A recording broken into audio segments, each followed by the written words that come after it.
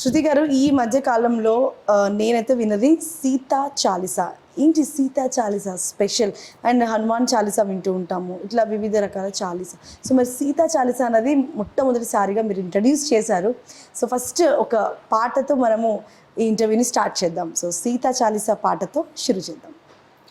తప్పకుండా. ముందు సీతా చాలీసా అనేది ఏంటి అని అడిగారు కాబట్టి, ఎక్కడ సీతా చాలీసా అన్నది ఇప్పటిదాకా లేదు తెలుగులో. మనకి ఎప్పుడో తరతరాల నుంచి వచ్చే హనుమాన్ చాలీసా పాడుతున్నాము, వింటున్నాము. ఎంతోమంది అది రోజు పెట్టుకుని వింటూ ఉంటారు. కానీ సీతా చాలీసా అనేది ఇప్పటిదాకా లేదు. సో మొట్టమొదటిసారి సీతా చాలీసా శ్రీరామనవమి రోజు రిలీజ్ అయ్యి మీ అందరి ముందుకి వచ్చినందుకు నాకు చాలా ఆనందంగా ఉంది. అండ్ అందుకు దానిలో ఉన్న first 2 lines పాడుతున్నా. Yes.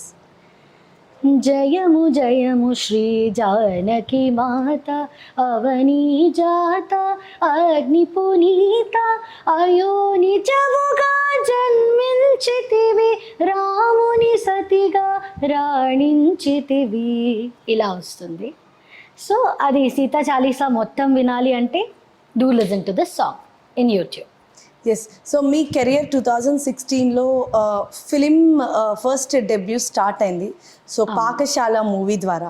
So Pakashala movie నుంచి ఇప్పటి వరకు ఈ జర్నీలో ద బెస్ట్ సాంగ్ అండ్ నాకు బాగా సాటిస్ఫై అయిన సాంగ్ ఏది అనిపించింది? పాకశాల అన్నది యాక్చువల్గా అసలు నేను పాడింది 2014లో. ఓకే. 2014లో పాడితే 2016లో రిలీజ్ అయింది.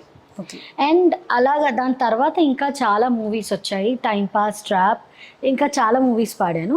రీసెంట్గా మన్నించవా అని ఒక పిక్చర్ వచ్చింది, అందులో కూడా పాడాను. సో మన్నించవా మూవీలో నేను పాడిన సాంగ్ నాకు చాలా నచ్చింది.